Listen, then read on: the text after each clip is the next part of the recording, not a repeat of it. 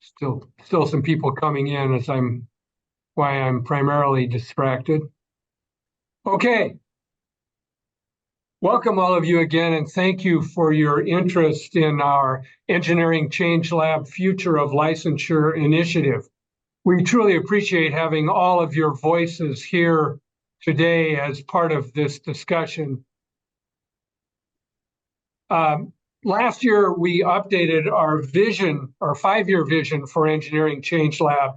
And as part of that effort, we reiterated our commitment to this purpose statement that you see to contribute to a resilient, thriving world by helping the engineering community reach its highest potential on behalf of society.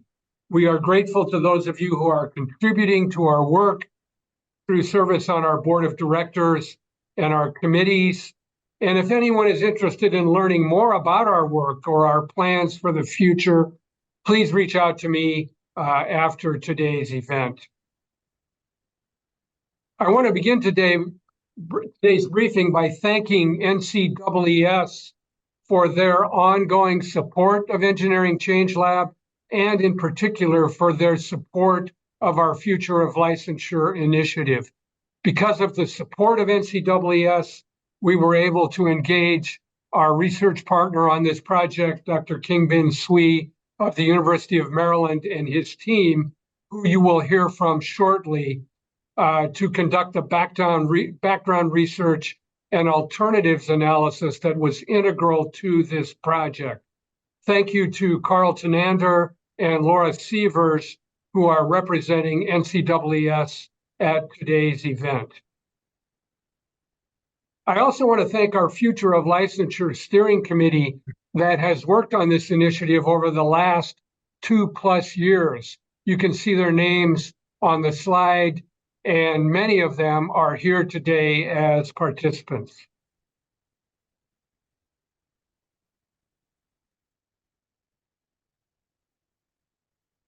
This is our agenda for today's briefing. I'm going to start out giving you a little background on the project and the objectives that we set out at the beginning of this study. Then you're going to hear from Dr. Sui, an overview of their study of mobility engineering and the findings from their study. That will be followed by a panel discussion of several members of our steering committee. And then we'll go into some, in line with the way we always work in Engineering Change Lab, we'll have some small group discussions so that all of you have a chance to contribute to the discussion. Our exploration of the future of licensure began in December of 2020 with the Licensure Models for the Fourth Industrial Revolution Summit. The theme for that summit was to look at the role of licensure and regulation in ensuring that engineers and other organizations engaged in the deployment of engineering technologies, of emerging technologies, are acting in the public interest. We were encouraged to take on this topic by Patty Mamola and Lance Kinney, the executive directors of the licensing boards in Nevada and Texas, respectively, who you will hear from today in our panel discussion. In their provocation at the summit a few years ago, Patty and Lance encouraged us to look comprehensively at changes occurring in all of these areas and their potential impact on licensure. Look at education, particularly the emergence of new engineering disciplines and multidisciplinary degrees driven by industry and student demand. To look at legislation, particularly the increasing focus by legislators on reducing barriers to entry and easing the portability of all types of professional licenses. To consider the public perception and expectations, the lack of understanding by the public of what we do, of the fact that not all engineers need to be licensed, and of the difference between software developers and licensed engineers. To look at technology, the emergence of multiple technologies like AI, machine learning, IoT, etc., often developed by non-engineers, but being utilized increasingly in engineering solutions. And finally, to look at engineering practice, the shift toward complex interdisciplinary projects, an increased focus on sustainable design and stakeholder involvement, and that integration of emerging technologies into projects. The discussions at our summit demonstrated a clear need for engineering licensure models to adapt to the impacts of emerging technologies in a manner that protects the public and guides the engineering and technology communities to practice as stewards of technology on behalf of society. The potential areas of adaptation that we discussed were captured in a map of the future developed by Kyle Davey. A portion of the map is included on this slide. The potential areas of adaptation in our regulatory system that are shown include the consideration of macroethics in addition to microethics, mastery of critical thinking and systems thinking in addition to analytical thinking, modular regulatory schemes in addition to the current single license, the need for a system that is agile and adaptable, the addition of portfolio review to the current education exam experience model, comprehensive lifelong learning in addition to a disciplinary body of knowledge, interdisciplinary licensure or certification, regulation of team-based practice in addition to the regulation of individual practitioners, and the consideration of self-regulation and national regulation in addition to our current practice of state-level regulation. If you've not seen this map before, let me know in the chat or afterwards, and I'd be glad to get you a copy of the entire map. So there was a strong desire by participants at our summits to continue the discussion. In response, our steering committee was formed and they settled on this objective for our work: to develop a prototype model for a future regulatory system that addresses the challenges to licensure presented by emerging technologies and new areas of multidisciplinary engineering practice. The key words there: a prototype model. An early decision by the steering committee was to identify one area of engineering practice to test this concept of developing a prototype future regulatory system. We selected the team-based practice of mobility engineering as an area that met our criteria. In 2022, the steering committee decided to partner with an academic institution to develop the background research necessary for understanding the current practice of mobility engineering and to assist in development of the prototype regulatory system. Dr. Kingbin Sui of the Build America Center at the University of Maryland was selected as our research partner. So with that background, I would like to introduce Dr. Sui, who will walk us through the findings from their study of mobility engineering and the alternatives for regulating this area of practice. Dr. Sui, I'll turn it over to you. Thank you, Mike. Well, it's a great pleasure to present our findings. And so let me share my screen. And I have a few slides. I want to really report what we found out over the past year by working with the ECL and also the committees there. So, well, before I start, and I would like to really thank ECL USA for sponsoring this research. And also, I really want to acknowledge and thank all the, the committee members who actually guide us over the past year regarding the direction and contribute significantly on the insights and the data that we collect over the research process here. So who am I? So friends just call me QC, so it's easy to remember. And call me QC whenever we meet, and also we chat there. I also want to really introduce Man, Dr. Well, it's not a doctor yet, but approaching. Man Liang is a research engineer here at Build America Center, University of Maryland. So Man is also a professional engineer in civil.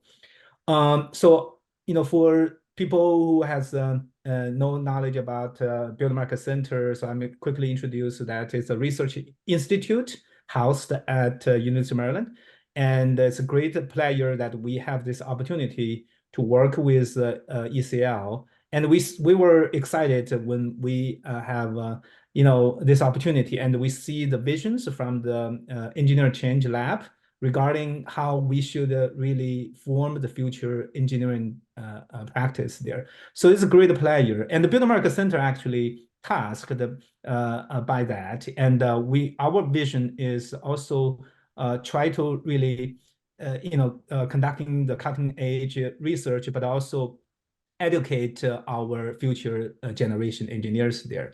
And another critical element of a Build America Center is to support federal, state, and the local government regarding their infrastructure needs there. So back to this. The research here. So I'm going to really quickly discuss what we found out regarding the mobility engineering. And this is the one promising area and very interesting and need a significant attention from the public and from the policymaker in terms of the practice, and so that we can protect the public interest, public safety, and well-being there. So we want to really quickly discuss what we found out regarding the mobility engineering and what is the current regulatory framework at the state level and the federal level there. And then we basically want to discuss how do we really regulate the mobility engineering practice, and what are the potential models, and then how do we really evaluate individual model and make a recommendation? What are the findings from this? So that's basically what we are going to discuss today. And the process has been listed here in the chart that we followed. And we did data collection through the interviews, through the survey, and also through the social media and website data retrieving there. So we actually, retrieve the data from many engineering school, and then look at their curriculum and what kind of courses, mobility engineering courses that they are offering, what kind of degree, certificate program they are offering, and what is the job market, what kind of qualification that companies and also nonprofit organizations are looking for when they are hiring engineers or employees regarding the mobility engineering stuff. So that's pretty much like the data collection process that we have. And we also take a look at the innovative licensure model. Probably I would say that a regulatory model instead of a licensure, because one of the critical elements that we found out regarding the mobility engineering is multidisciplinary unique features. And then we need to really consider how do we really, establish a regulatory framework so that we can bring engineers with quite different expertise and background together and solve the mobility engineering problem there. And that's the reason that we are also exploring the team-based or organization-based regulatory framework, and see whether that can be a direction for mobility engineering licensure model or licensure issues there. So then we develop an evaluation framework to really consider the opportunity and the risk associated with the individual model option, and then we'll report the evaluation result today here.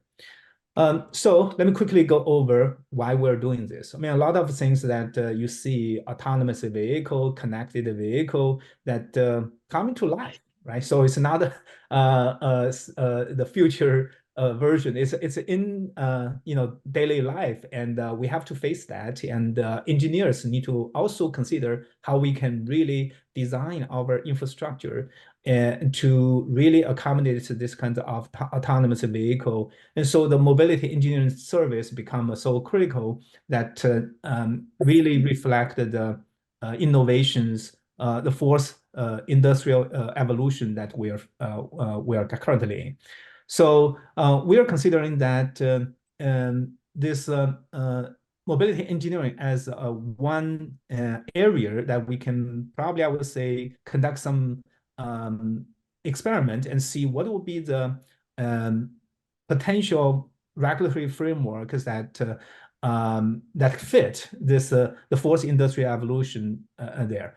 So regulatory framework for mobility engineering is critical because it's important for the public safety, for public health, well-being, and there are all kinds of in the news, and also incident, accident, or fatalities that we report, we received from the news articles there, and that all call for this kind of a regulatory framework so that we have a better infrastructure in the future there. So I want to really quickly go over what we found out, especially regarding the definition of the mobility engineering there. That's basically that we want to focus on. And we actually review the educational program across the country. We also interview some regulatory officials there, and we interview industry experts. And we also review the current ADS system definition, and also basically the standards there. We review the qualification requirements on the job market related to the autonomous vehicles and intelligent infrastructure kind of positions there. And then we found out that actually the knowledge base for the mobility engineering is kind of very broad, but we are able to really group them into three critical elements that will be engineering related, and then the information system related or data related, and then also the human side or human factor side there. And a lot of the engineering failures regarding the mobility or the autonomous vehicle would also call for this kind of multidisciplinary knowledge base, and also ethical considerations there. So kind of a very interesting observation that when we see. And I also want to mention here that most, I would say in the United States, we actually offer so many degrees, or especially I would say graduate level, and also certificate degree, even at the bachelor and the master level regarding the mobility engineering there. So and the number of those programs growing quickly, and many of those university and trying to really at least offer some courses regarding the mobility engineering, connected vehicle, and related issues there. So that's a very fast moving, evolving area. And in terms of the research centers, there are just numerous research centers on this subject there. So talking about the regulatory framework for mobility engineering. So we basically feel that the mobility engineering has a very unique characteristic that we found out. The regulatory framework should really address that. And that's the reason that we take a look at some key features from the mobility engineering practice there.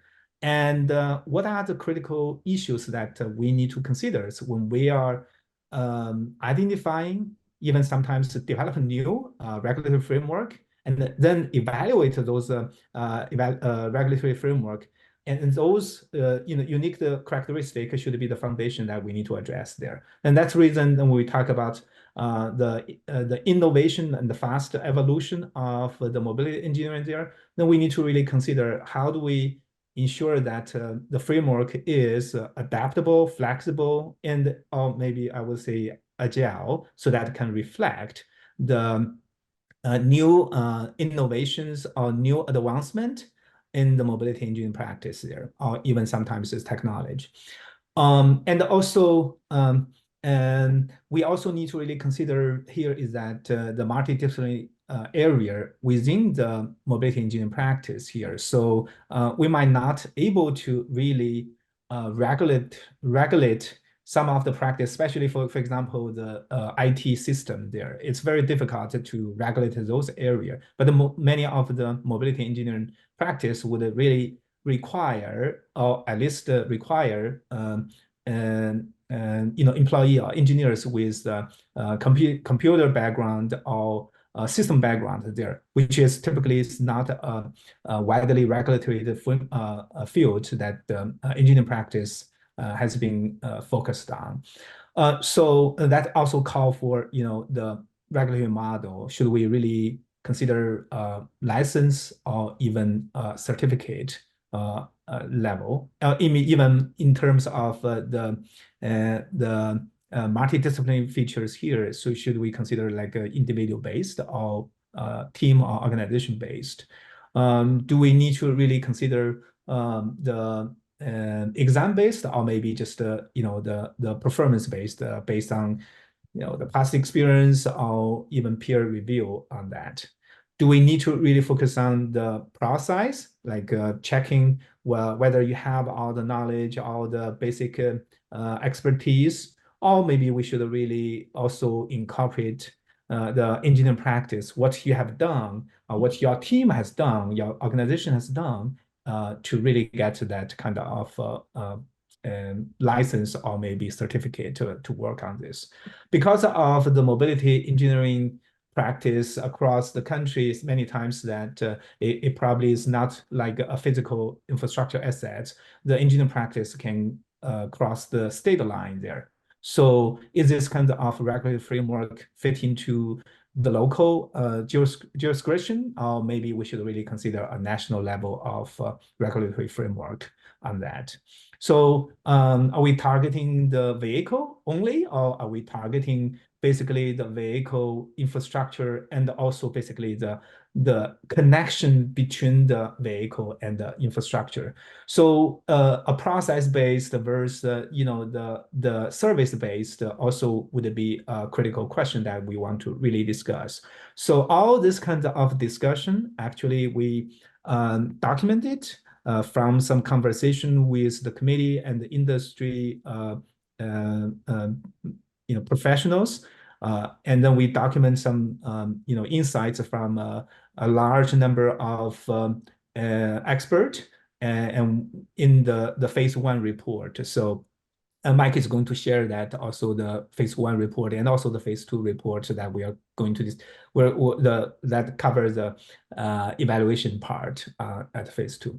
So that's basically some of the basic information about the mobility engineering, and also what direction that we considered, and what are the challenges and also critical issues that we want to incorporate into this conversation here.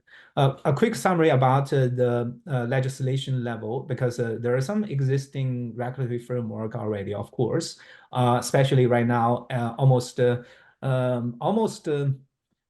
it's not almost every state, but close to like more than 40 states has already incorporated autonomous vehicle into their regulatory regulations there. So, and the number is growing. Okay, so this is a chart actually from the NCSL, National Council of State Legislatures. So they published this map back in 2019 or 20. But this is the legislation on the autonomous vehicle and the executive orders before 2020. Okay. We also did a quick search on the state legislation database there, and we noticed that after 2020, of course, the number is not significantly higher than compared to the previous years before 2020. But still, there is a significant number of state legislation focusing on the autonomous vehicle there. So the big challenge, of course, here is that this is a state level effort, and the topic is very narrowly defined on the definition of the autonomous vehicle there, and what kind of autonomous vehicle can be operated on their state public road, and what are the testing requirements that the manufacturer need to follow so that their products can be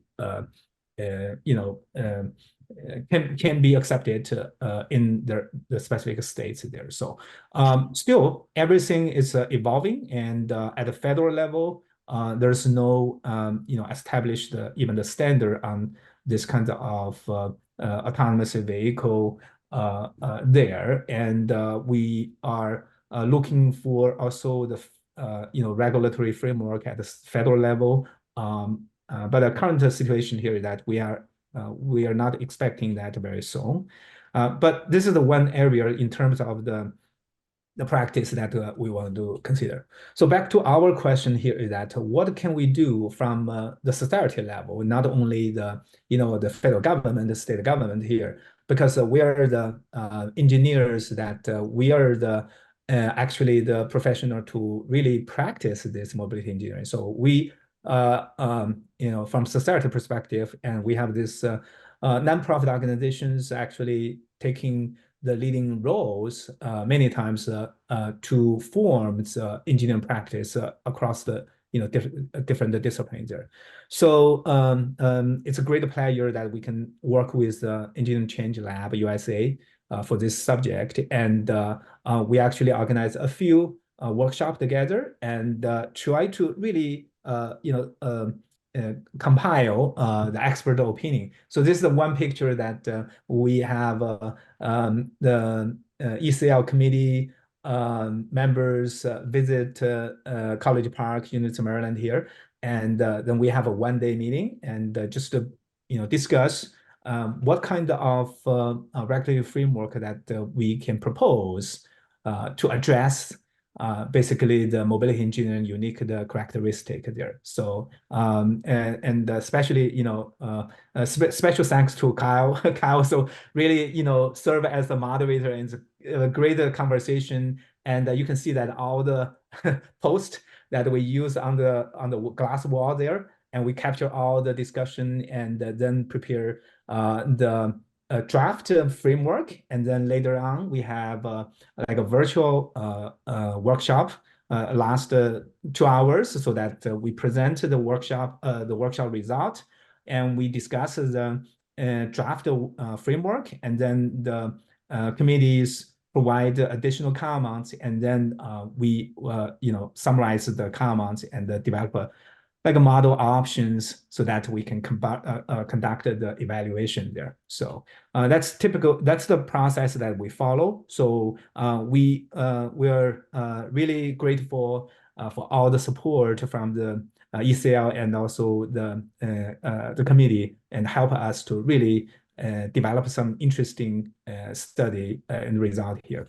But so in terms of the prototype, and just give you a like a sense of the complexity of the prototype that developed through this kind of a workshop there. So it cover what are the principles that we need to follow, how do we really consider the critical elements in the regulatory framework there, and what are the processes that we need to develop or follow here, and then what would be the administrative framework that we need to follow. And so those kind of things that we we developed and we discussed and trying to really address the unique characteristic of mobility engineering there.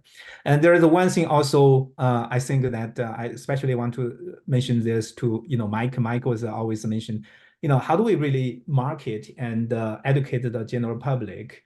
And when we're developing this kind of mobility engineering regulatory framework, so we're not really Maynard, stop. Sorry. So, yeah, if you have questions, just ask me, and so I'm, really happy to really answer and also discuss this. So, yeah, we start with this kind of a public outreach and basically identify if we have this kind of regulatory framework, and all the stakeholders, how the individual stakeholder, I would say, type of stakeholder would benefit from this kind of a regulatory framework. So we start from this, the customers, the client, and also the stakeholder, and see why a regulatory framework would really bring a better society and efficient and also safer, sustainable, infrastructure society there. So that's basically the reason that we identify what are the benefits we conduct this kind of study and make sure that we actually can, deliver those kind of a benefit to a larger society and also the community that we're focusing on. So without any ado, and I want to really introduce the model options that we came up based on the conversation with many expert and the professionals there. So let me just quickly introduce the model and the model options there, and then we also present the initial findings from the evaluation here. So we propose 4 model options, regulatory model options here. The first one definitely would be just like the ISO standard that you see, and the people want to, all the basically organization would like to really get an ISO certificate so that their product, their service has been recognized international wide as the best quality and also following the international best practice here. So ISO based, and of course ANSI has been a representative organization in the United States for ISO. So that's basically an ISO model that we want to explore and see whether that will be the good model for the mobility engineering regulatory frameworks there.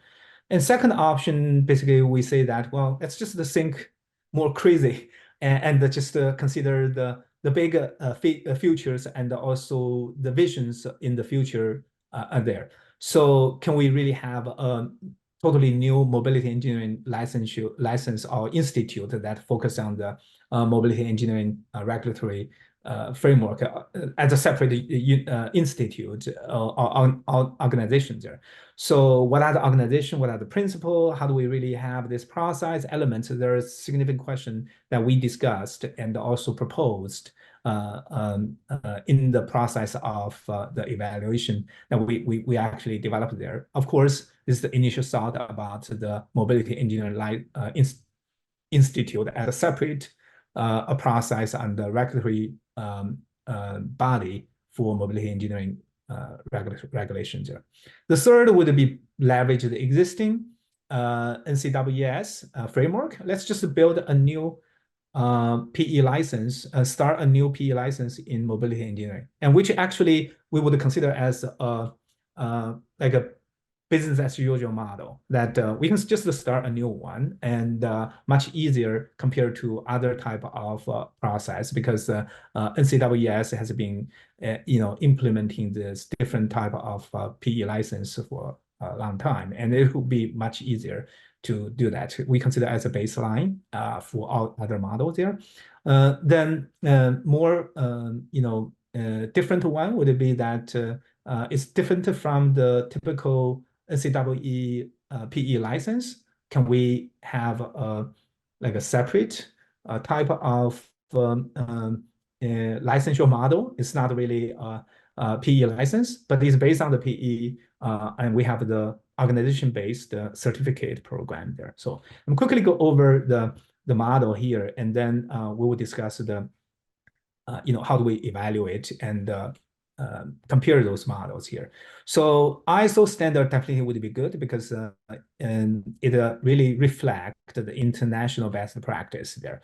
So there's a standard process to follow to really work with the ISO and to get this. And the starting point, of course, is working with the US representative of the ISO, and that's ANCSI. And they are developing some type of the certificate program, not exactly like the mobility engineering, but they have all the standard process, which right now the mobility engineering is not really in their field. And it will be also interesting to see what they could really consider for this. A new institute called mobility engineering, or even can be expanded to be called Future Engineering Institute, and that's also one of the, I would say, a broad idea. That's the reason that in Maryland we have our logo called fearless innovation there. So it's a very broad idea that a broad idea to say that let's build a mobility engineering institute that can be expanded to cover many other future engineering disciplines there. So under this, and of course, you got to really have all the organization set up, and this is totally new. And might fit or might address many of the challenges that has been raised from the the new engineering practice, and especially under this the fourth industry evolution there. The third one is just the baseline that we consider. Let's start a new PE license, and will be separate from other PE license. So you have a very domain specific knowledge. Of course, some of the knowledge base would be directly covers from other professional engineering disciplines there, from maybe the mechanical engineer and their system engineers, transportation engineers, civil engineers. So you will see that, but that's a combination. You have this knowledge base that defining the mobility engineering practice there.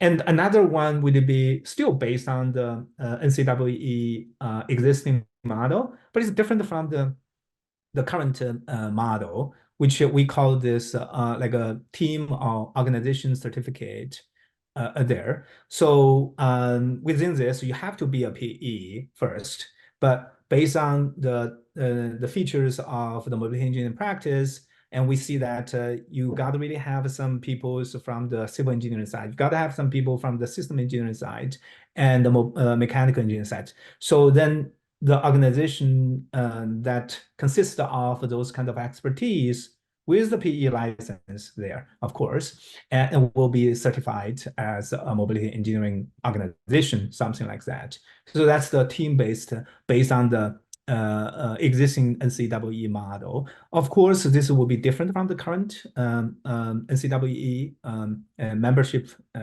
framework there, and its organization is different from the current model. But that's another regulatory model that we consider here. So how do we really evaluate this? So we consider it's quite difficult to actually to evaluate the individual model here if we don't have some kind of criteria there. So we basically consider what are the opportunities that the individual model can provide, and what are the risks, and also the challenges, barriers that could be potentially we faced when we are developing that kind of regulatory model. I mean, from the practice perspective, regulatory perspective, and even public acceptance, stakeholders involvement there.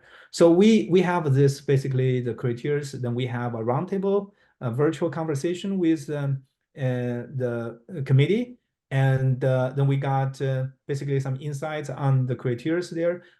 And then finalize the evaluation criteria. So we consider, there are factors in terms of the opportunity from individual model option, and also the risk in terms of the bureaucracy issue, acceptance issues, and how do we really consider the transition from the current engineering practice to a new type of engineering licensure practice there. So this is basically how do we really do the evaluation.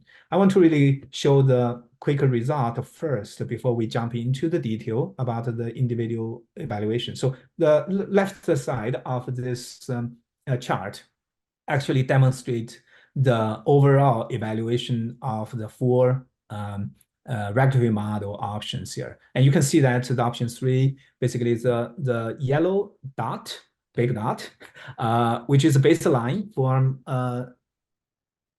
oh, I'm sorry. So there's a typo here. I didn't know. NCEES based new licensure model there. And then you can see that the option 2 is basically the new mobility engineering, or maybe we can call it the future engineering institute model. Then we also have the model 3. Model 3 is the NCEE. Model 1 is the ISO ISO collaboration model. And then model 4 is the NCEES certificate program. Option 3 is the new PE license in mobility engineering there. And you can see that from the opportunity side, of course, that the future engineering licensure model actually provides the highest opportunity for to really consider all the new directions after the industry, the fourth industry evolution there. So and of course it is also the much risky compared to other model options there. So this is basically that we can really consider here. And then NCEES based team certificate program, which actually shows a good opportunity, not the highest opportunity, but the risk is considerably lower than the option 2 there. So that's just a quick summary of this. So we actually, the model evaluation is based on also, I would say, a conversation and also the survey from more than 6 experts that, most of them, they're from our committee, ECL committee here. So let me jump into the detail here that from the opportunity side, and you can see this, the radar diagram show the individual, the performance of individual model option in terms of the evaluation criteria there. So in terms of, the innovation side, and definitely, the innovation side, and the option 2, they have the future engineering institute would be the most innovative regulatory framework. On the other hand, it will probably very difficult to incorporate into the existing regulatory framework just because it's new, and you need to really not only develop the framework but also the consider the public acceptance among the engineering society there. So that's the reason that the compatibility for the model 2 actually is lowest. Of course, and if you are using this PE license model, NCEE PE, new PE license in mobility engineering, and the compatibility would be, or acceptance would be very high because it's just new PE license. People can accept that compared to others. So this is basically, the opportunity side that we consider, and we tailor, need to really consider all the acceptance and also the regulatory need of a mobility engineering practice there. Okay. So the risk side, of course, and you can see easily that the Future Engineering Institute regulatory model would be very risky. On the other hand, in fact, the team-based under the existing NCEES framework is less risky, and also can bring some similar opportunities. So overall, if you can see the risk and also the opportunity among 4 of them, at least the chart from the chart here, which actually show that the option 4 is dominant over the option 1. Of course, there are some opportunity and offered by option 2, but the risk compared to the option 4, but risk is much higher compared to the option 4 there. So this gives us a very some obvious conclusion that we see here is we seems like have a two viable pathway if we want to pursue this mobility engineering regulatory framework. We can be very innovative to explore a future engineering institute and as a standalone regulatory body for mobility engineering practice there. Or we can just be more conservative by achieving the result quickly and make an impact to the society by leveraging the existing NCEE framework, so that we start a NCEE based organization certificate program, so that we probably can quickly set up some kind of regulatory body and then develop a regulatory framework for a better society there. So that's pretty much like the result that we got from this evaluation process here. And I want to really acknowledge again for the contribution from so many experts, and of course we take the full responsibility for the result and also the issues here. Yeah, so that's pretty much all for the slides, and I'm open for comments, suggestion, and also questions there. So Yeah, Mike? Yeah, QC, thank you for that presentation, for laying out this possible framework for regulating an area of practice like mobility engineering, and then the 4 options for implementing that type of framework. We do have time for several questions. We won't take an extended time for that, but if there are a few questions, we'll do that now. Then we will take like about a 5-minute break and then move into our panel discussion. So we're open for questions. You can do that in the chat, or you can just speak up, either way you choose.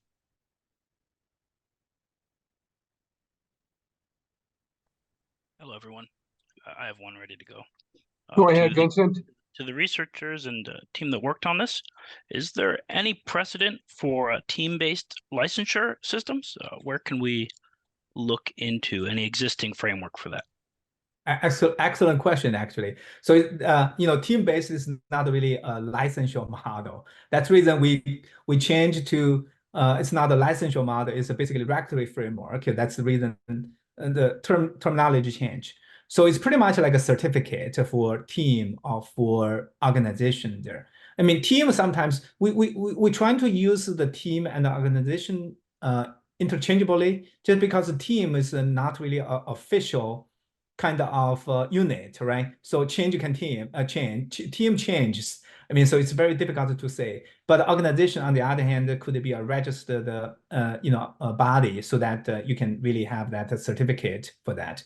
But in terms of the organization level certificate program, there's many, and that's the reason that we discuss ISO standards, their ISO model, which one type of. I mean, you have all others, even. You have, let's say, the DBE organization, right? That's also certificate based on certain very simple criteria there. But in terms of this mobility engineering, much challenging, and so the good model would be ISO, I would say, because they cover a specific topic which is similar to the mobility engineering there. Yeah, ISO model would be. Yeah, I was going to just echo that's why we looked at ISO. And one thing that, one question that brings up is, would a team-based system be voluntary or mandatory? And certainly that's a question for future discussion, future future discussion if this would to be pursued. Any other questions?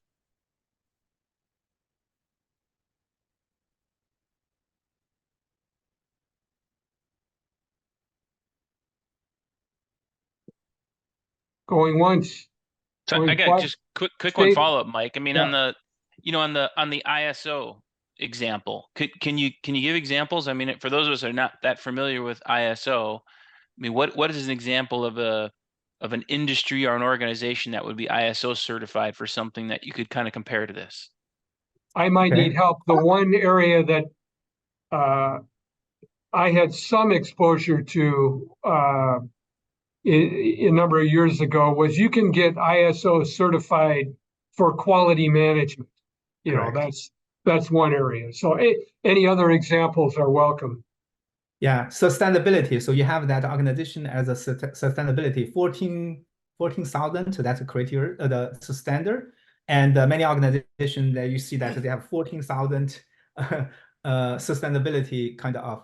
So the ISO standards, of course, it's an international standard, but you have to start with a country. Means that that's reason that we put that the American National Standard Institute as the initial step. You have to really have the national standard and then get accredited by ISO as an international standard. David at SOCUP and Pat Natal, you've unmuted. Did you have comments on that? Or? Well, yes, I was about ready to ask a question. Earlier on, you mentioned the point of a PE first. And that's always been a concern of mine of certifications taking place of or supplanting the PE. And mainly somebody is certified in an area and they start stretching their bound. Yeah. So anything like this, and I remember having a discussion at NSPE back in the late 80s and putting post-licensure certification into the rules, and ASE did the same thing. So any certification, I'm concerned that somebody will try to stretch their Well, remember that we were specifically looking at these areas of practice involving emerging technologies that tend to be unlicensed, or at least parts of them tend to be unlicensed right now. And certainly one of the elements of team-based certification that's part of this framework is that individual members of that team would need their PE license in their specific disciplinary areas. Good. That's the model option 4 that we consider. Well, it's really any of the framework. Any of them. It's a core element of that framework. Good. David, were you going to comment? Yeah, and maybe I'd like to kind of tee up my ASME colleague Bob Sims, if to maybe elaborate on a comment that I'm going to make here, is that we have, for example, in some of the ASME standards, a requirement that it be overseen by, say, a licensed professional engineer, so that, for example, if you build and Bob, please correct me if I'm wrong, if you build a pressure vessel, then you get an ASME certification of that pressure vessel, but it has to be done by a licensed professional engineer. So is there an opportunity there to under sort of option 4 to combine the individual the individuals having some sort of level of competence plus the recognition of the company through through an ANSI thing, and Bob, that's definitely what we envision in this framework, Dave. Is this team is made up of a variety of individuals with a variety of expertise. And And one thing we did not get to is the critical nature of an integrator as being part of that team, which I know NSPE is looking at. And Bill Atkinson has his hand raised, and I think we'll let Bill comment, and then I think we should probably take our break and move on. But go ahead, Bill. Thanks. You know, it seems like they're getting at one of the broader parts of our discussion, which drove us toward that team-based approach, where we may have multiple different levels of expertise and certification within that team. The professional engineer may be part of that team, but there's a lot of other areas vertically that just don't assimilate to the current PE model. So I think that was a big part of our discussion, or some of the questions that you were asking. Yeah, that there's parts of those teams doing mobility engineering that may be IT people that are not licensed professionals under our current model, for example. Okay. All right, let's take a 5-minute break. Let's be back at 5 minutes after the hour, and we'll move into our panel discussion with the members of our ECL steering committee. So 5 minutes after the hour. Thanks very much. Well, welcome back, everyone. At least I hope everybody's back. We're going to now move to a panel discussion, including the members of our Engineering Change Lab steering committee, and get their thoughts. And let me first introduce and welcome our panelists. Starting on the far left of the slide, we have Bill Atkinson, who is the 2023-24 NSPE President and Engineering Manager for Vermont Mechanical. Bill has been a member of the State of Vermont Licensing Board and an active member of NCEES since 2004. Second from the left on the screen is Lance Kinney, Executive Director of the Texas Board of Professional Engineers and Land Surveyors. And Lance has been with the Texas Board for over 20 years. On the far right, we have Carl Tenander, who's the CEO of Souter Miller and Associates. He has served on the New Mexico Board of Professional Engineers and Professional Surveyors since 2017, and he is presently the National Treasurer for the NCEES Board of Directors. And finally, Patty Momola. Patty is a licensed engineer with over 30 years of government and private sector experience. She has been serving as the Executive Director of the Nevada Board of Professional Engineers and Land Surveyors since 2016, having previously served 9 years as a board member. Patty served as president of NCEES in 2013 and 2014. And I saved Patty for last because for those of you who don't know, Patty is leaving her role as executive director of the Nevada Board and moving on to new adventures. And so I just wanted to thank Patty for her contributions to Engineering Change Lab and to the engineering community. Patty, thank you and good luck. And we'll try to, yeah. And so thank you again, all of you, for being here. So let's get started. First question that'll give all of you a chance to address. What are your reactions to the framework for regulation of mobility engineering that we heard about from QC? Does this approach address our objective of providing an alternative form of regulation for multidisciplinary team-based areas of practice involving emerging technologies? And then how does this approach align with our current licensure system? And we'll start with Bill. Bill, give you first shot. Thank you. You know, as we started this process, it was really evident that, you know, in so many areas that are exempt from the current licensure standard, there's significant potential for public health, safety, and welfare risks.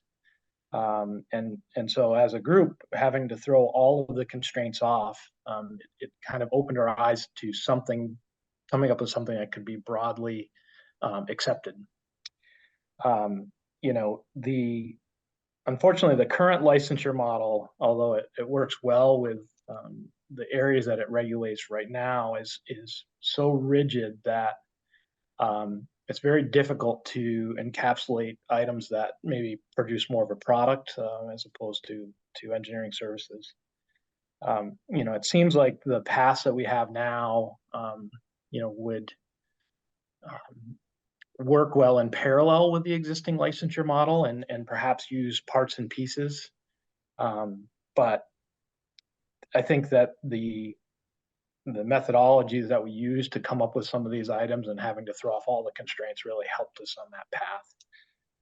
The framework that we are kind of moving toward with the vertical approach and minimum competency at many areas and steps seems like something that industry could help adopt. So I think that's probably the next phase of this as we start to think about where this goes. Thank you. Bill, thanks. Lance, give you the second shot. I appreciate the opportunity to participate in this, and I also get to participate in some of the work. Hey, Lance, your sound is not coming across. Because my microphone was on the top of my head, there which you is go. really not Thank where my you. mouth is. Thank you. I'm not a biologist. But I wanted to say thanks for the opportunity to participate in this, but I've also had the opportunity to participate in other groups, including task forces and things with NCAAS and looking at the future there, NSPE and some other things. So the ability of ECL to look at some of these far-ranging things that are different instead of just slight modifications of the current licensing system was good. I really appreciate the evaluation framework because every group is coming up with ways that they think they could modify licensing processes as well as emerging technology things. So the evaluation framework on looking at the risks and other things is very, very valuable, I believe. The team-based approach to me is something worth exploring. Whatever framework we use or whatever framework may or may not happen, more and more things are becoming more and more complicated, and engineers are not so standalone anymore. I think the PE license as it stands is very solid for individuals, but as things become more and more complex, one person does not do it all. That already happens right now, and one person is a major part of it. But it's to get licensed, for example, in AI or mobility engineering, it takes the group. And how can you verify that the group knows what it knows what it should to build things safely and things like that? So this is an important piece, I think, to look at, and it's an excellent thought experiment. And so I think reading through the report is important for everybody to see what it says, what it doesn't say, and ways for us to think going forward. So I really liked all of the exercise and expanding what we've got going. Licensure is a very critical piece of it, but I think there's more to it in the future. Patty, you want to weigh in?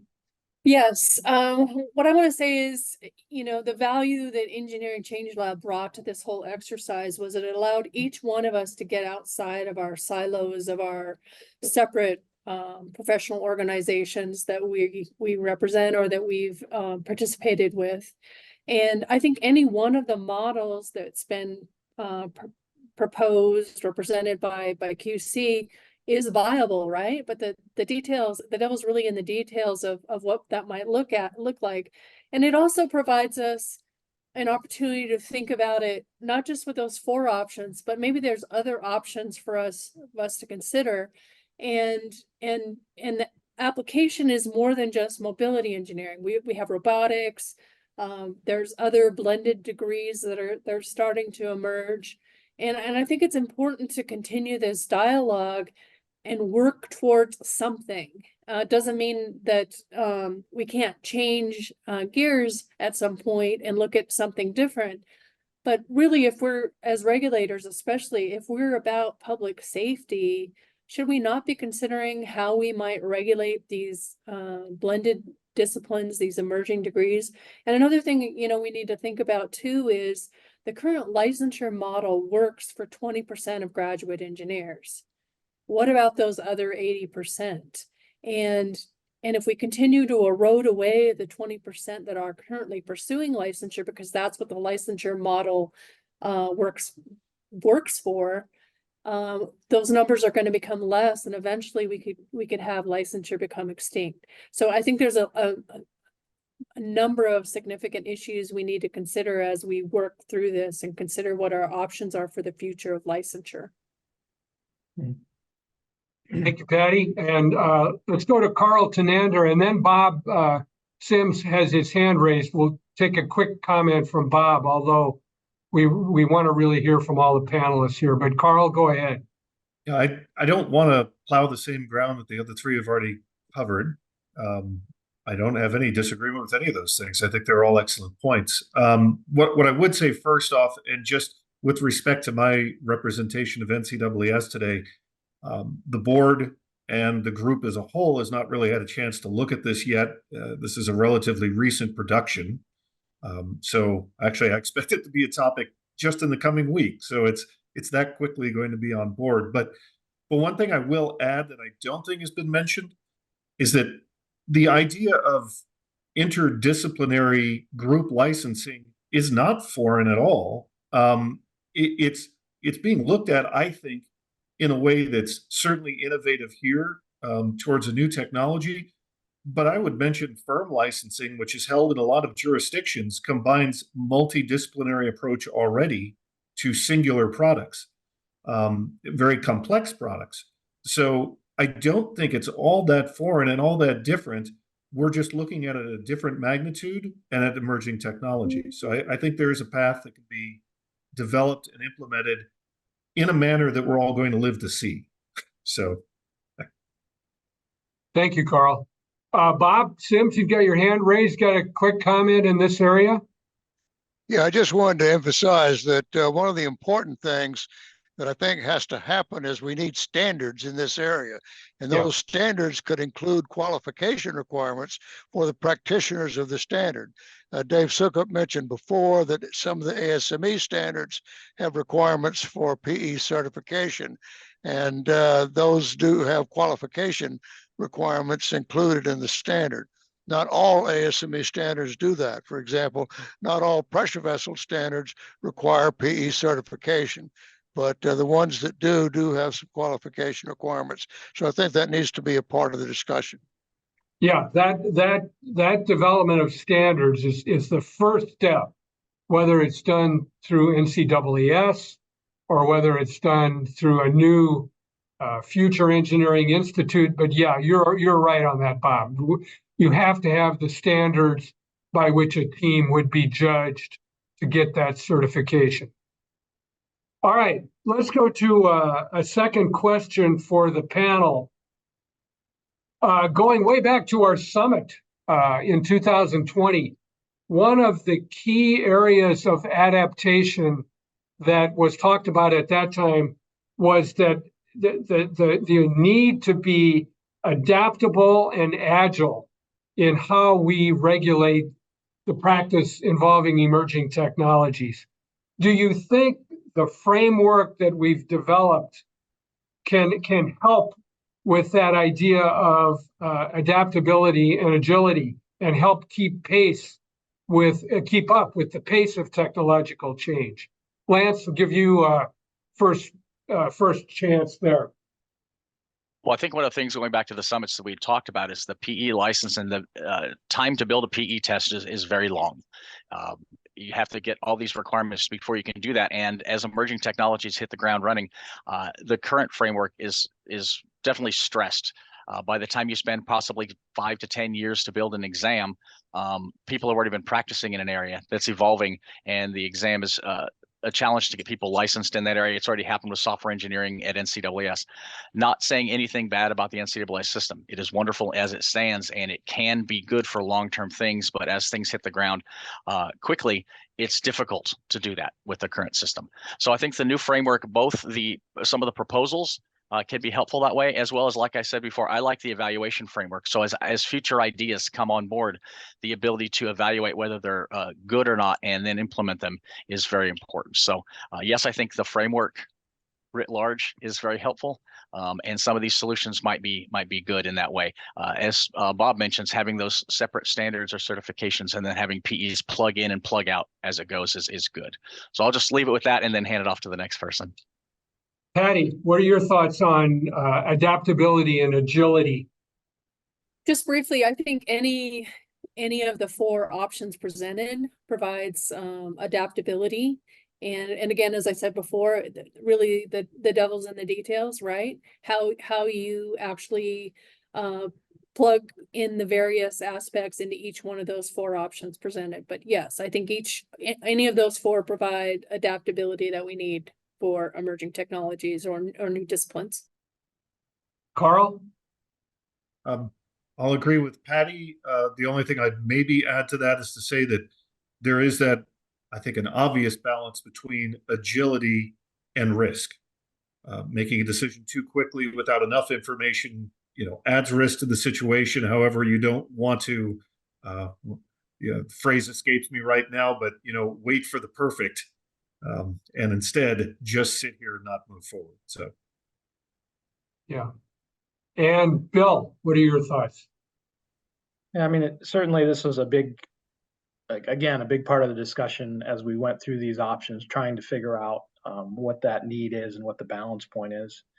All of the options give varying levels of adaptability and agility, and some of it, I think, goes back to the structure that the different options are trying to hold on to some of what it was already in place. And that's always a little bit of a challenge. Sometimes you hang on to things that are limiting and maybe don't have the same effect. The reason that agility is so critical for something like this is, especially in something that may not start out as being a regulatory item, that the lack of agility is seen as keeping progress from happening. And so, I think the less agile it is out of the gate, the more resistance there is to actually being able to put something in place to protect the public in this way. So, thanks. All right.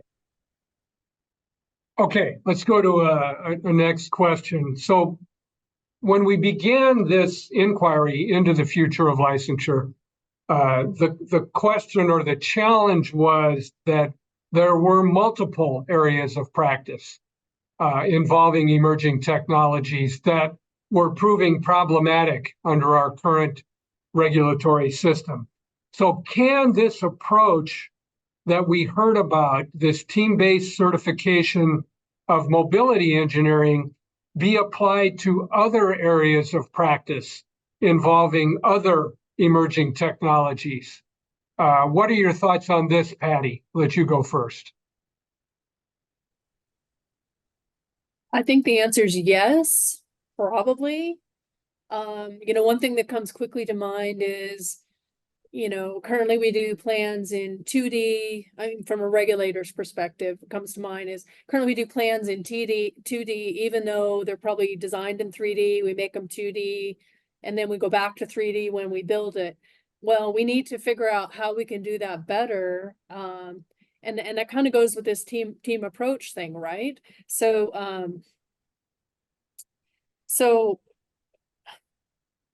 I guess what I'm trying to say is you got to figure out what your message is going to be to the public, and it becomes about, we regulate for public protection, and if we make reasonable changes in the framework for how we regulate engineering, the public's going to come along. It's just, and we need to figure out how we message that in a simple way. And I know we can do that. And I think there's an opportunity to do that in this new framework, because it is going to be a matter of educating our politicians and the public to make it happen. Yeah, I wanted to get into that with the next question. So thanks for teeing that up, Patty. Carl, your thoughts on applicability to other areas of practice? So, yes. I guess generally I'm going to agree with what Patty said there. I do feel, I suppose, that kind of pulling on a thread that Patty introduced, the industrial exemption has kind of created a hole here for us, where people have largely accepted that licensure may not be necessary in some circumstances. But I would argue time and time again, not having something there, whether it's licensure or certification or whatever, is proving to be problematic. Recently in the news, you can't, well, yesterday I was trying to fly somewhere, so Boeing was on the top of my mind, that sort of thing. There's an obvious need there. It is obviously multidisciplinary. I think the options that were discussed here would work for those. Pretty much any of them, as stated. It's just a matter of risk and reward. Thank you, Carl. Bill? Yeah, I mean, I echo what they say for sure. I think the more vertical or team-based approach allows for scalability and direct shift from industry to industry, if you will. And most of them are really, I think, in areas of exemption now. So I do think that what we've come up with for some options certainly have varying levels of how they can be applied across many different items. So I think we're well covered in something that could be scalable and adaptable to different areas. Thanks. And Lance?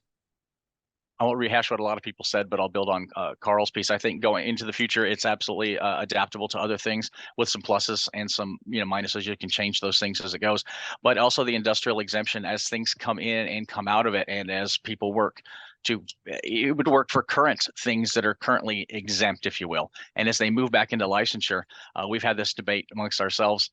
If you did get an industry that was now no longer exempt and needed licensure, are there exams and is there a process that can get them in?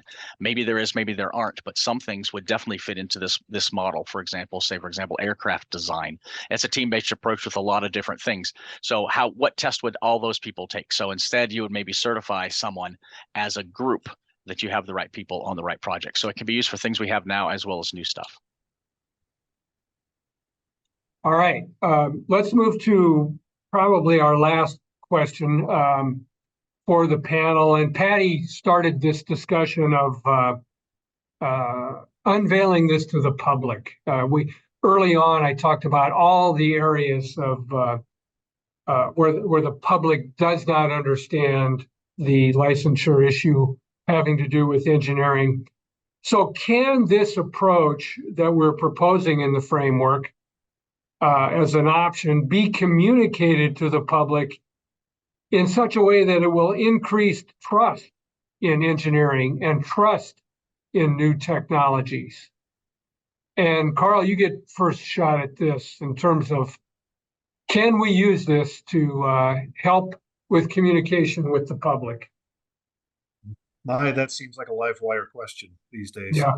Education of the public and their understanding of all things scientific. It can. Obviously, the way you teed up that question, it can. And in fact, probably we should be taking every opportunity possible to do so. The real question is whether it will gain traction in the current environment. My belief is with those that truly need to understand the risks involved here, they can be educated. They do have a basis. Will they get popular support? And can we get everyone to understand the risks involved and why this kind of process is necessary? It's a challenge, but I don't think it's one we can step away from. I think the value there is just too critical to avoid the issue. So yeah, it can and we should. Bill? In general, the public knows almost nothing about the engineering teams that are working on things that affect them on a day-to-day basis. I think, although the question is about, can we communicate it to the public? As you get into a regulatory model where you need political support to put it in place, I think that's important. The bigger challenge, I think, is how you, until it's a regulatory model, how you educate the individuals and company teams that would have the certifications or licensure in this case. I mean, I think that unfortunately has to come first because the public is so uneducated on, the engineering behind the products, services, infrastructure that they use. Yeah, Bill, you hit on a good point there. I mean, to the extent, if you make the assumption that this framework would become required in some sense, that first level of communication is with those who make the laws, right? So, yeah, good point there. Lance, comment on educating the public or educating the lawmakers, whichever you want to go there, however we want to go there. I bet on the last one, I think that the same thing is some people know what PEs are, some people don't. Some people know that engineers are regulated, some people don't have any idea about that. So this is in the same kind of area, but we do see that there are ways. ISO is a thing, and it became very well known. And companies looked for other companies that were ISO certified, so it can happen. LEED is a thing that people have heard about and know that as, you know, maybe not person in a household, but they understand when it comes to building and development. So I think whether it's this project, the whole thing, the bigger communication is important. It can be done. We've seen it in other areas. I think engineering right now it's always been a challenge. We talk about it all the time, but it can happen. So whatever strategy we use, it'll work. And Patty. I just had a quick comment here is, you know, I think if we build upon what we know, and what we know is that there's a public expectation around, you know, safe buildings, safe infrastructure, etc. The public doesn't necessarily care how that is carried out. But we do know there's an expectation around engineered works for public safety. And I think that's where we can build on for our message. And then it's up to us as the experts in the field to figure out how that's regulated, how that's carried out. Mike, can I just add one quick? Yeah. You know, as we were kind of talking through this, you know, and how the public reacts, relates, and understands this type of thing, it's like the FAA oversight. You know, people expect air travel to be safe, but a lot of them can't tell you that a majority of the safety comes through that FAA oversight, right? But they don't really necessarily know anything about the behind the scenes of why that happens. You know, it seems very similar. Yeah. All right, we've had a request to ask a question of the panelists, and we're certainly open to that. So, Michael Milligan, have at it. Yeah, thanks, Mike, and thanks for everybody for participating and so forth. I had a question. You know, when you think about mobility engineering, you know, to me, it comes all, especially in today's world, it all comes down to software, right? I mean, I was looking at a current statistic, and apparently there's, in your average car, between 70 and 100 embedded computers with a total of over 100 million lines of code, okay?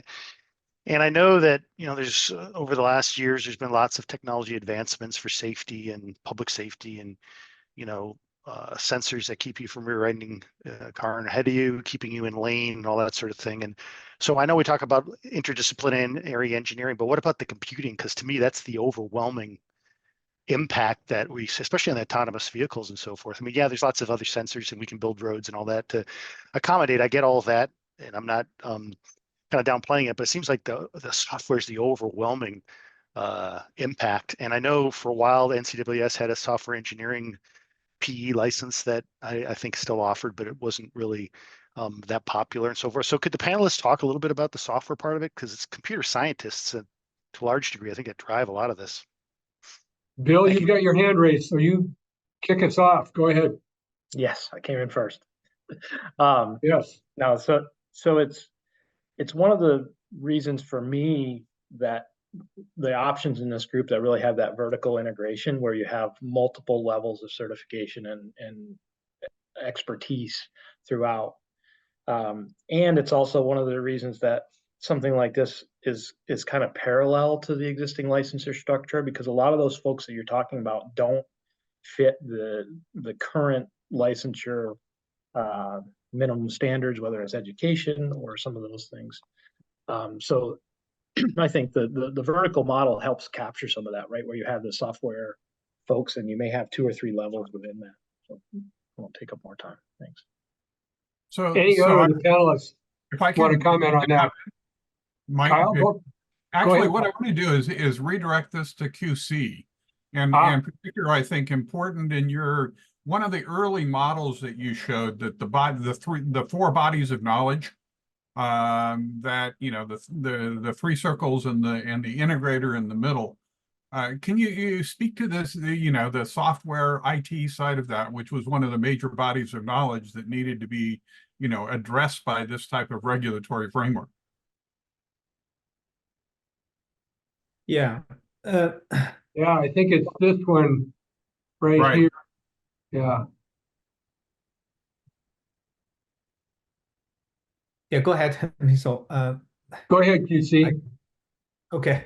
Yeah, so it's challenging. In fact, the software industry, I don't think that PE license is a requirement for many of their products, right? So it's challenging to really regulate them, and we don't need PE license to build a website, which is not really critical infrastructure that public safety rely on. But the autonomous vehicle, and even in many other cases, that the autonomous vehicle and also the connected vehicle and also the infrastructure, then you are really creating a scenario that the codes, the program behind the screen actually affect the public safety there. And that's the challenging issue here that we do need to really recognize, which is different from the current professional engineering practice, but it is a challenge based on the current regulatory model to really regulate those kinds of practice. So the team-based, on the other hand, would actually require, or at least partially address this kind of a challenge here, is that within their team, you have a certain group of people we need to really have the license, PE license. So they need to make sure that from their perspective and the collaboration that include the professional engineers, civil engineers, mechanical engineers, so they follow the existing standards and the practice there, and they need to push their peers, even let's say from the computer science teams or sub-team, to follow some of the standards that we typically follow there. Even from the team perspective or from individual perspective, they're not required to conduct the practice with a license, but by incorporating this kind of team approach, we actually create some kind of peer collaborative cultures, and so that we transfer this kind of best practice and engineering practice standards that we're following to the engineers, computer engineers, so that they're developing something which is also critical to the public safety there. Yeah, we don't know the future, how this kind of programming can be regulated. Yeah, but it is very challenging and for the public policy side. Yeah. All right. Well, thank you, QC. And I want to thank all the panelists, Bill, Lance, Patty, and Carl, for helping out today and for your work on the steering committee over the last 2+ years. So with that, we're going to move into an exercise to give everybody a chance to, in some sense, have some input on what might be next steps. And with that, I'm going to turn it over to Kyle Davey, to our creative director and lead facilitator for Engineering Change Lab, to lead us through this exercise, which will be the final part of today's briefing. Kyle? Yeah, Mike, do you have that the slide that has the questions on it? Yep.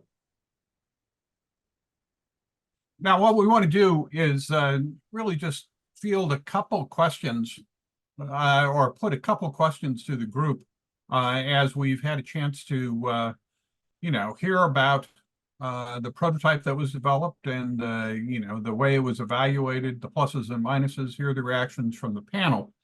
But recognizing that it's only, a step, one step forward, there's more work to be done.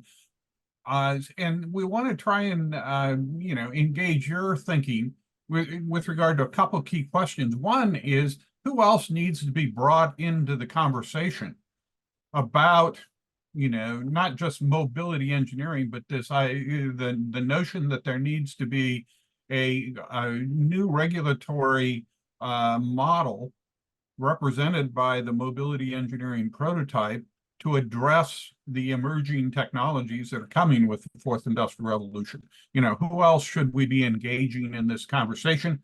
that would benefit by knowing about the results of this study?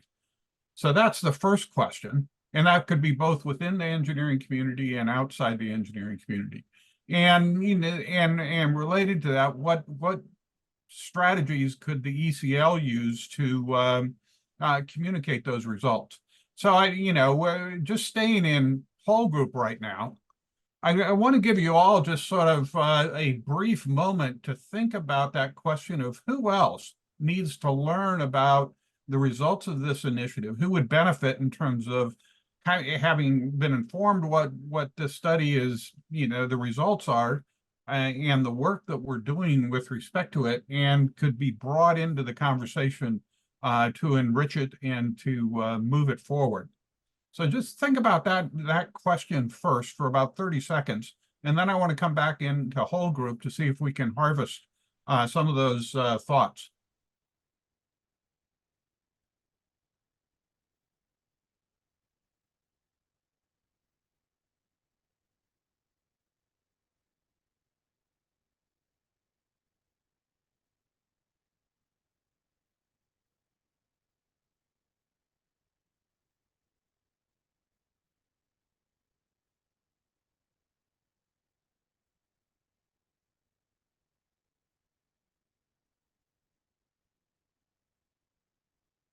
Okay, if we could come back to whole group, and really it's an open floor for thoughts, perspectives that you might offer in terms of how we could further develop this conversation, this inquiry, going deeper with regard to regulatory processes. And Pat, if I can start with you.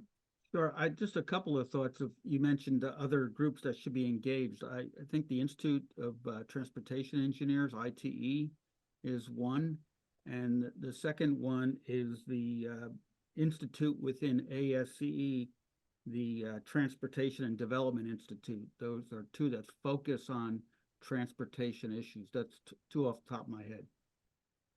Great, thanks, Pat. Others?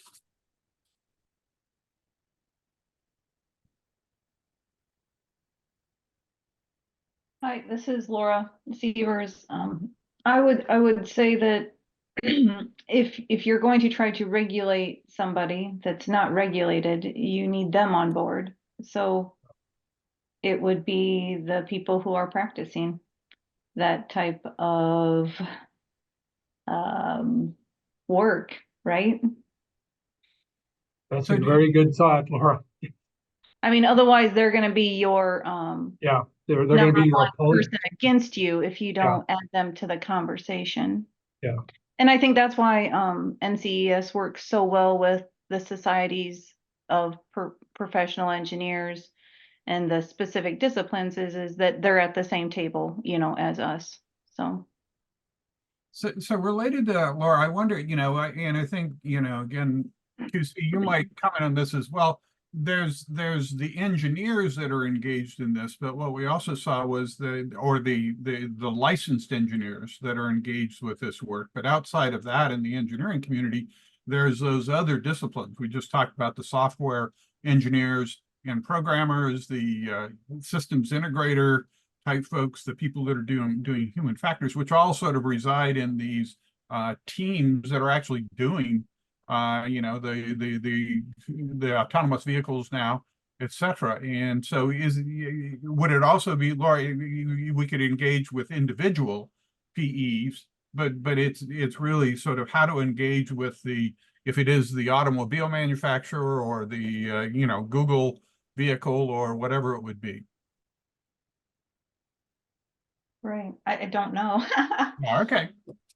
But I guess as practicing civil engineer who works for a DOT, these batteries is a big safety concern, right? I mean, whether you have a battery on a plane or you have a huge battery in a car or whatnot, or even in children's toys anymore, they seem to cause a big safety concern. And like you guys said, I mean, it is team-based, right? Because I assume that the battery people are not the same people that creates the shell of a vehicle. or creates the, you know, camera that's looking at all the images that pass by as the vehicle's moving. There's just so many teams based in one unit. I don't know where that conversation starts. I actually don't know anything about it. I just build roads and bridges. So Well, and we're going to run into the same thing with regard to each of these emerging technologies. Yeah, David, Suka. Yeah, just quick comment, Kyle. It's QC's phase 1 study had a pretty good look at the ecosystem of mobility engineering, and we'll post that to our website after we're done. Go ahead. Yeah, David. Okay, thanks.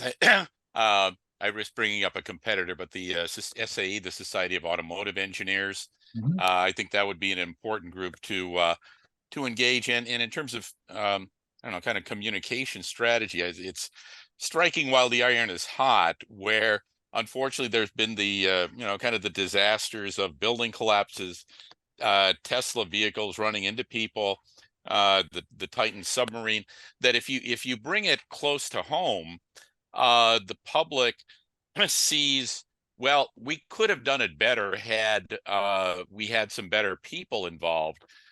So one sort of communication strategy, it would be things, we could have prevented this stuff had we had competent people involved. Okay, thanks. Let me go to Pat next, and then Carl, you're queued up. Laura just mentioned the state DOTs, so AASHTO, the Association of DOTs, would be a good target group to get on board and have their DOTs that are going to be dealing with this. Okay, thanks. And Carl? And I'm just going to actually pile on where Laura, I think, was going to, is follow the money. So the people that stand to benefit or lose out in this process are the manufacturers and the insurance companies. If both of those groups are alienated from this or feel that it's going to impinge upon their profitability, you can consider it dead today. So engaging them earlier on and maybe even getting support, obviously better. That's one of the reasons why we engaged in that benefits exercise that was included in QC's presentation. I don't want to go back through that now, but really emphasizing those benefits for the different segments of the industry is going to be important. And as Mike mentioned, that idea of seeing the organizational ecosystem that, you know, is really encompassed by you know, any of these emerging technologies, whether in this case, you know, the connected autonomous vehicles or other types of technologies. Do you see, since, you know, you've done, as part of that phase 1, you'd really looked at that ecosystem. Any comments about how to engage that ecosystem from now that the study, you engage them in terms of getting feedback and some input sort of up front. Any thoughts from your perspective in terms of how to, you know, engage them now that the phase 2 study has been completed?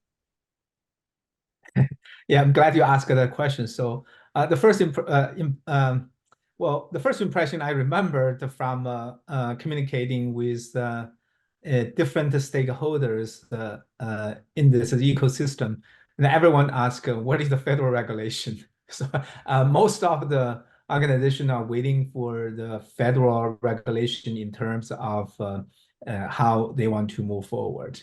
And so that's one that I want to just mention there. And of course, you know, federal government, and especially Congress, I believe that would they need the times to really you know, consider all this kind of scenario here. And on the other hand, the communication to those stakeholders definitely need to be, I would say, you know, how this kind of regulatory framework could benefit them. And I totally agree with Bob, right? So mentioned this, you know, how do we really benefit those individual stakeholders groups? So if we can communicate that message well, I think this is the best approach to really get them on board, and also solicit their insights on how do we work together, because they are stakeholders, they are partners. So how do we work together to build a better framework for public safety? Okay, thanks. Yeah, Patty? Just building on what Laura said and what Carl said is, if there was a way to create this system and make it voluntary, and the reason I think about that is in Nevada, the only industrial exemption we have is for utility companies, but our power company voluntarily got people licensed because then they set themselves apart from their competitors. And, currently we have, the Googles and some of these other tech companies saying, Elon Musk saying, we need to be regulated, we need to be regulated. But you know what? They really don't mean that. They would probably resist any sort of regulatory framework that came out. But if you were able to come up with something that could work, that might be accepted on a voluntary basis, then they could at least go to the politicians and say, hey, we don't necessarily really need to be regulated because we're doing this, we're being regulated in a different way, or we meet a certain standard. So I guess just something for us to think about, that, maybe there's a different approach we can consider. All right, thank you. And Bill? Yeah, this goes back a little bit to the question about educating the public and the benefits that are in QC's report for, the Elon Musks or some of the other organizations, to be able to market that to the public as, hey, we have this product that we've gone the extra level for safety, right? I mean, I think that's where the two things kind of collide, where they can do some of the marketing for this on their own. But we almost need to find that partner first, so they have some input in that. Definitely industry partners, I think, are going to be critical. All right.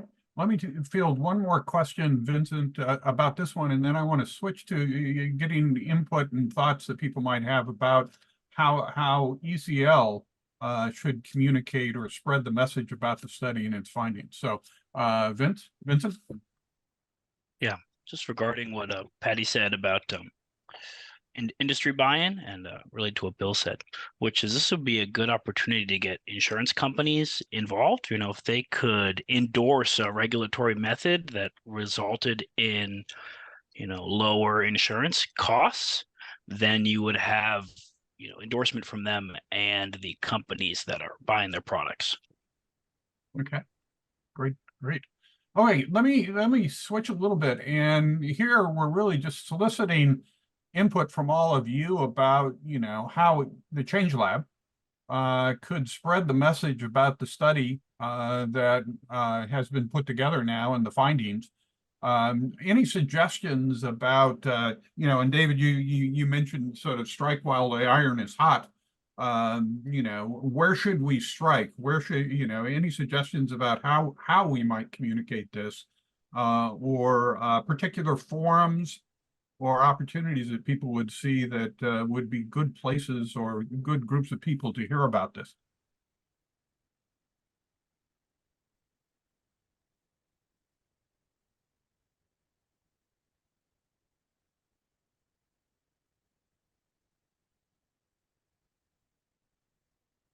I think we got some of that in the first part, Kyle. Yeah, the identification of, the institutes or the Society of Auto Engineers, et cetera. So we've got a number of those. And any others that would go with that?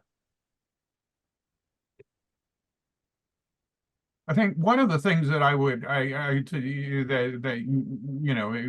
way of framing that is that I think our intention in doing this is not just to sort of move forward a mobility engineering regulatory system, which would apply to a number of the suggestions in terms of the Society of Auto Engineers, et cetera, but really was this notion of, is it possible to conceive and move forward with a pilot regulatory, or with this, fourth industrial revolution regulatory system not just to mobility engineering, but to others? And are there, other groups of people that we could bring into that conversation by communicating these results about the notion of this pilot and what it could suggest?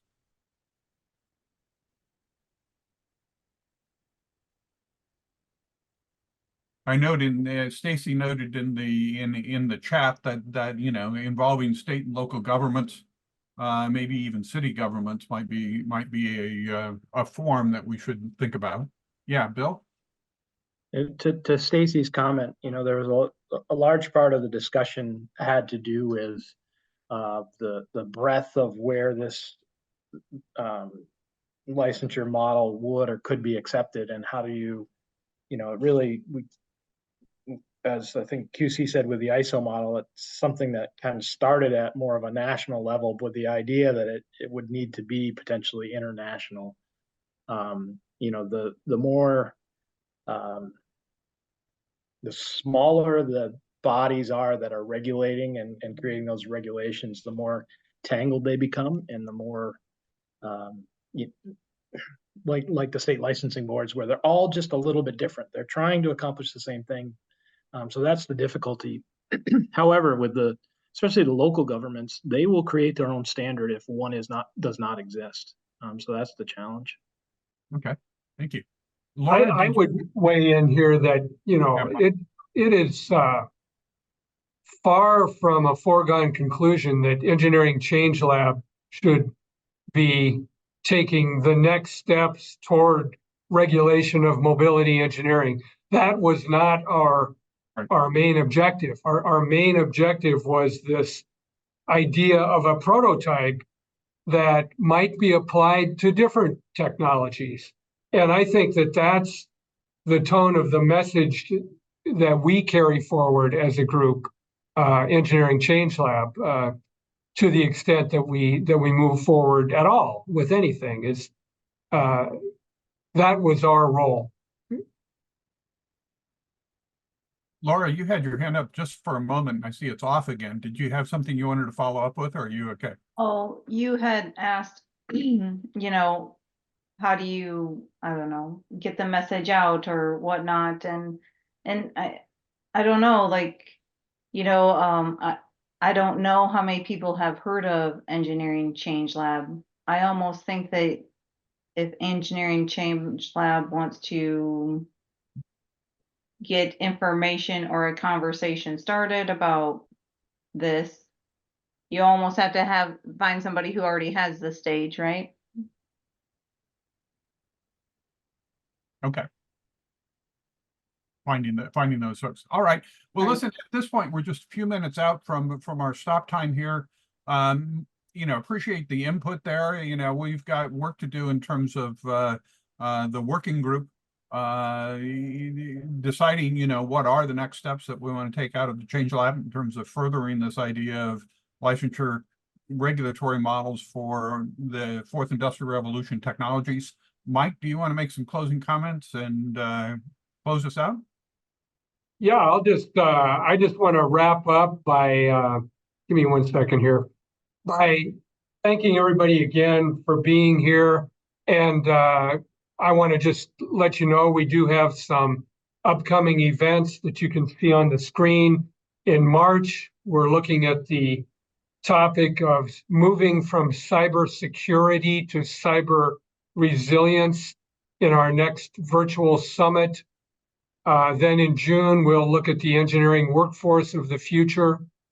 And in September, we'll be back with our annual Engineering Ideas Institute, our 3-day in-person event out at the Colorado Chautauqua in Boulder, Colorado. And if you go to our website, you can see more information on all of those events that are coming up. And we'd welcome all of you to join us and to share any information regarding those events with others you may know who may be interested. And with that, I just want to thank you again and deliver an on-time conclusion. Thank you all for being here.